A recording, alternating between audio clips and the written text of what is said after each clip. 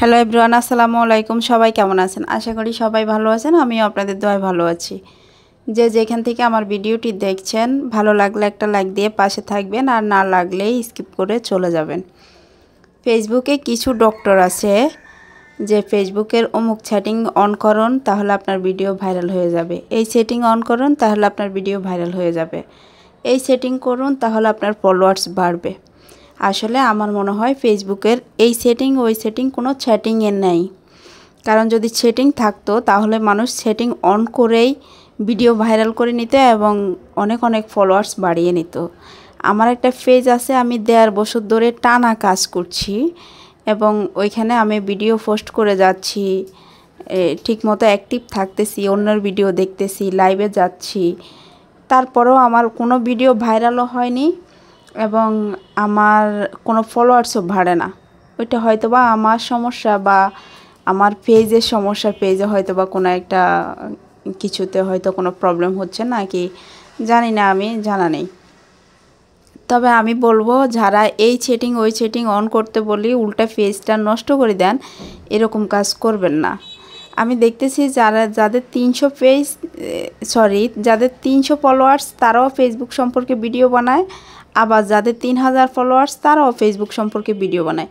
কিন্তু আপনি কি জানেন এই যে এই সেটিং ওই সেটিং অন করে যাদের ফলোয়ার্স বাড়ে উল্টা আরও পেজটা নষ্ট হয়ে যায়। যেমন আমার ওই পেজে সব সময় ফলোয়ার্স মোটামুটি 40-50 জন করে দিনে ফলোয়ার্স বাড়তো। বাট আমি ফেসবুকের কিছু কিছু মাস্টারদের কিছু ডক্টরদের সেটিং অন করা দেখে আমিও করা শুরু করছি যে এত সহজে যদি ফলোয়ার্স বাড়ানো যায় তাহলে আর কষ্ট করার কি দরকার, আমি সেটিং অন করেই অনেক অনেক ফলোয়ার্স বাড়িয়ে নেব। কিন্তু আমি সেটিং অন করে অফ করে উল্টো আমার আরও পেজটা নষ্ট করে দিছি। এখন ওই পেজে যে আমার 1-1.5 বছর সময় আমি কাজ করছি, ওই সময়টা তো আমার লস হয়েছে। পরে আমি নতুন করে আবার এই পেজটা চালু করছি, দেখি এই পেজে তো অল্প কয়েকদিন কাজ করছি, মোটামুটি 500-600 ফলোয়ার্স হয়েছে। আপনারা সবাই পাশে থাকবেন, সাপোর্ট করবেন। আমরা একে অপরকে যদি সাপোর্ট করি তাহলে দ্রুত সবাই এগিয়ে যেতে পারবো। তবে ফেসবুকে আমি অনেক কিছু করে ফেলবো, ব্যাপারটা এরকম নয়। আমার ভালো লাগা কাজ করে, সবাই কাজ করছে, সবার একটা পেজ আছে, ফলোয়ার্স আছে, এটা দেখে আমার ভালো লাগে। তাই আমি ভাবলাম যে আমারও ফলোয়ার্স হবে, আমারও একটা পেজ থাকবে। টাকা ইনকাম হোক বা না হোক সেগুলো পরের বিষয়। তো আমরা সবাই সবার পাশে থাকবো, সবাই সবাইকে সাপোর্ট করব, সবাই সবার ভিডিও দেখব।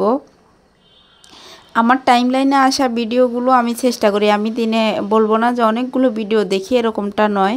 আমি ধরুন একটা ভিডিও দেখি, ওই একটা ভিডিও পরিপূর্ণ দেখে আমি একটা কমেন্টস করে আসি এবং কয়েকজন লোককে লাভ রিয়েক্ট দিয়ে আসি। কিন্তু কিছু কিছু লোকে যে এই সেটিং অন করার কথা বলে আমাদের জীবনটাই শেষ করে দিছে। এত ডক্টর কোত্থেকে আসে এরা? ডক্টর যদি বেশি হয় রুগীর চেয়ে, তো কে কাজ চিকিৎসা করবে? এই হলো অবস্থা আর কি ফেসবুকের। কত মাস্টার ফেসবুকে বুঝতেই পারি না কার ভিডিও দেখব, কার ভিডিও দেখলে ভালো হবে। এত এত ডক্টরদের ভিতরে আমি রুগী একজন হারাই যাই। কোন ডক্টর ভালো সেটাই খুঁজে পাচ্ছি না। প্রেসক্রিপশন মনে হচ্ছে সবার একই ভিজিট, কিন্তু আমার তো রোগ ভালো হচ্ছে না। এই হলো অবস্থা। আসলে ফেসবুকে সবশেষে বলবো, ফেসবুকে কোনো সেটিংস নেই। ফেসবুকে মনোযোগ দিয়ে কাজ করলে একসময় ভিডিও ভাইরাল হবেই, এইটুকুই হয়তো বা আমার এখন লাস্টে এই 1.5 বছর জার্নিংয়ে বুঝতে পারছি। কিন্তু এটা আমার আরও অনেক আগে বোঝা উচিত ছিল, তাহলে আমার এত সময় লস হতো না। তারপরেও সবাই ভালো থাকবেন, সুস্থ থাকবেন। আল্লাহ হাফেজ।